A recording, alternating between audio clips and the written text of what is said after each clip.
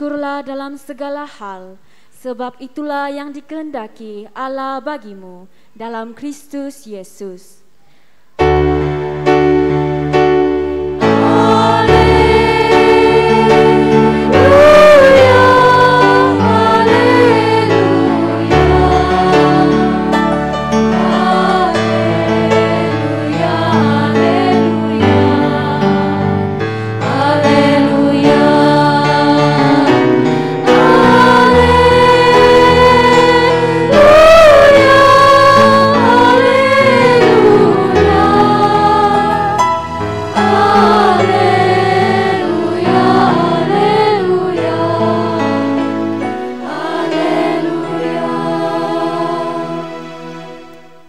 Tuhan besertamu.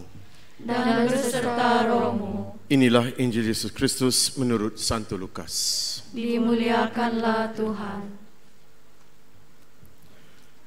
Dalam perjalanannya ke Yerusalem, Yesus menyusur perbatasan Samaria dan Galilea. Ketika ia memasuki sesuatu desa, datanglah 10 orang kusta menemui Yesus. Mereka tinggal berdiri agak jauh dan berteriak, "Yesus, Guru, kasihanilah kami." Yesus lalu memandang mereka dan berkata, "Pergilah, perlihatkanlah dirimu kepada imam-imam." Sementara dalam perjalanan mereka menjadi sembuh, salah seorang dari mereka ketika melihat bahawa ia telah sembuh, kembali sambil memuliakan Allah dengan suara nyaring, lalu sujud di depan kaki Yesus dan mengucap syukur kepadanya. Orang itu adalah orang Samaria. Lalu Yesus berkata, "Bukankah ke-10 orang tadi semuanya telah sembuh? Di manakah yang 9 orang itu? Tidak adakah di antara mereka yang kembali untuk memuliakan Allah selain orang asing ini?" Lalu Yesus berkata kepada orang itu, "Berdirilah dan pergilah. Imanmu telah menyelamatkan engkau."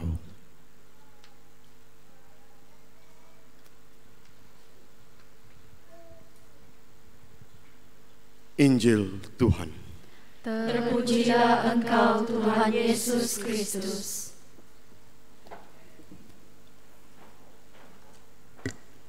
Selamat pagi semua. Morning. Kuat semangat kamu tadi baca.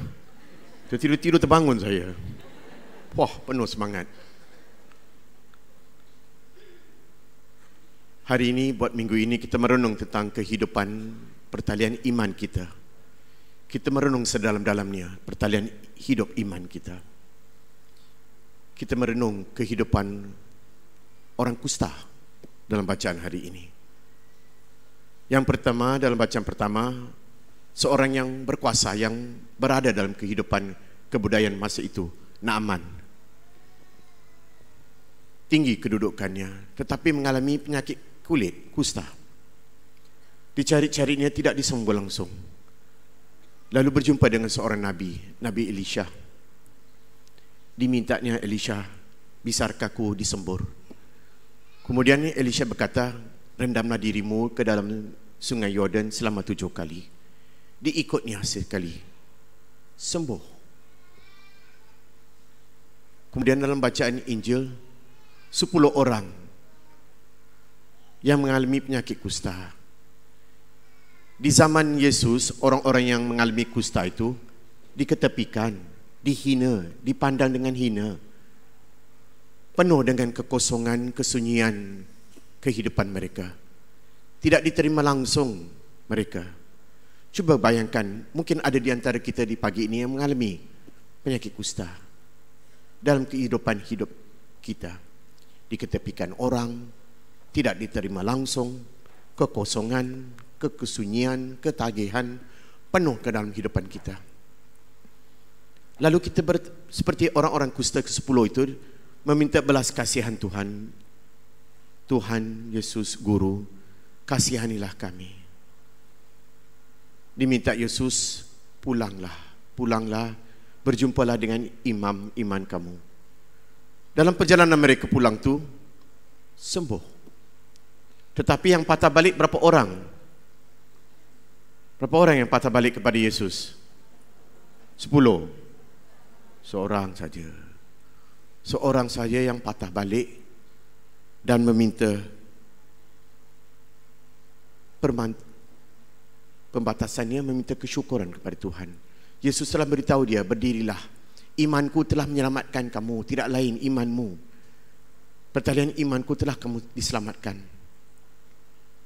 Kemudian Yesus bertanya, yang ke-9 itu di mana? Seperti juga dalam bacaan pertama, Naaman itu turut bersyukur.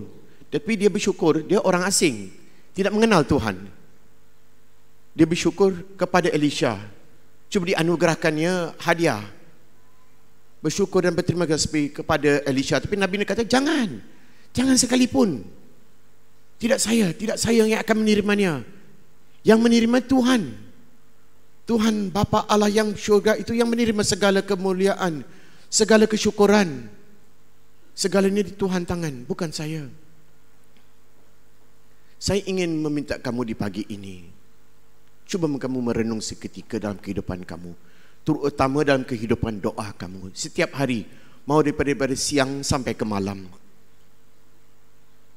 dalam pertalian hidup doa kamu, apa yang kamu permohonan Tuhan kamu sekali, adakah kamu mengambil kesempatan untuk bersyukur dengan Tuhan? Kerana kamu berani meminta dengan Tuhan. Tetapi dalam sekalipun, adakah kamu bersyukur kepada Tuhan?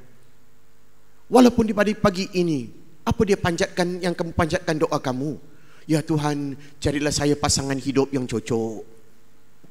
Saya ini kesunyian Tuhan. Mungkin ada jadi seorang yang boleh mengisi kekosongan. Itu doa kamu di pagi ini. Mungkin kamu mencari kemewahan, kekayaan. Kamu berdoa dari siang ke malam. Mungkin kerja baru, cari pekerjaan yang lain.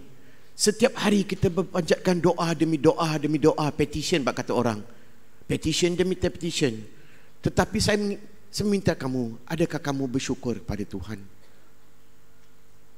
Hari ini kita merenung tentang hidup doa kita. Segala sesuatu yang kita terima dalam hidup kita ini, adakah kita mengambil kesempatan bersyukur kepada Tuhan? In all that God has given us, do we ever find time to thank God for all the blessings God has showered upon us? Very often our prayers is always a petition. God, give me a good job. God, give me good health. God also can get tired at times. Do we ever find a moment to thank God? Itu tanya kepada Yesus, yang ke-10 yang telah sembuh itu, yang mana ke-9 tu? Yang paling aneh, yang paling saya curiga yang aneh dalam bacaan itu, yang patah balik kepada Yesus itu bukan orang Yahudi, bukan orang yang mengenal Yesus, tetapi orang Samaria. Kerana Yesus di perbatasan di antara Samaria dan Galilea. Yang patah balik untuk memberi anugerah, kemuliaan, kesyukuran kepada Tuhan, tidak mengenal Yesus, tidak mengenal, dia seorang Samaria, tetapi dia bersyukur dengan penuh kemuliaan hatinya. Oh Tuhan, kau sungguh baik. Seperti seorang yang Naaman itu tidak mengenal Tuhan, tetapi dia bersyukur kepada Tuhan kerana telah disentuh, telah disembuh dengan Tuhan. Apalagi kita setiap hari di Minggu Ekaristi, di Minggu Hari Kudus ini, merayakan Hari Pesta Kudus, tapi ada kita bersyukur kepada Tuhan. Saya minta kalau seboleh-bolehnya bait pengantar sebelum Injil. Boleh kamu ulang bait pengantar sebelum. Karen, tolong ulang bacaan tu. Pengantar Injil. Bait pengantar Injil tu. Apa dia ungkapan tu? Dicari-cari ni sekarang. Jangan malu. Bersyukurlah dalam segala hal, sebab itulah yang dikehendaki Allah bagimu dalam Kristus Yesus. Bersyukurlah kepada Tuhan, kerana itu saja yang diminta oleh Tuhan, tidak lain, tidak kurang, tidak lebih. Bersyukurlah kepada Tuhan Allah segala-segala yang telah dianugerahkan kepada hidupnya. Itulah yang diminta oleh Tuhan, tidak banyak, tidak kurang, tidak lebih. Cuma bersyukur kepada Tuhan. All God is asking of us is to thank Him for all the blessings. Setiap hari Tuhan menganugerahi kita, iman kita, wartanya, tubuhnya. Tetapi adakah kita mengambil kesempatan untuk bersyukur kepada Tuhan? Naaman hari ini bersyukur kepada Tuhan. Elisha kata, jangan kepada saya, tetapi kepada Tuhan. Saya memintalah kamu di pagi ini merenung sedalam-dalamnya kehidupan doa kamu, kehidupan iman kamu. Sejak kebelakangan ini 2-3 minggu ini, saya terperangkap, tersentuh dengan satu lagu. Bapa, kaulah yang baik. Pernah dengar ke lagu itu? Pernah ke dengar lagu itu? Pernah ke tak pernah? Okeylah, kita dengar pagi ini ya. Kita dengar lagu ini, sesuatu yang telah menyentuh hati saya sejak kebelakangan ini. Saya memintalah, kalau mau, kalau ada hasrat hati untuk menutup mata kamu, dengarlah ungkapan setiap perkataan dalam lagu ini.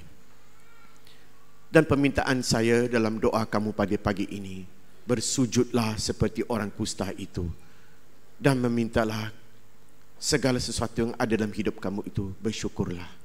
Berterimalah kasih kepada Tuhan. Kehidupan kamu, orang keluarga kamu, kesihatan kamu, penuh setiap hari. Kita mengambil kesempatan ini untuk mendengar kata-kata dalam lagu ini. Berterimalah kasih, bersyukurlah kepada Tuhan, Bapakku yang baik.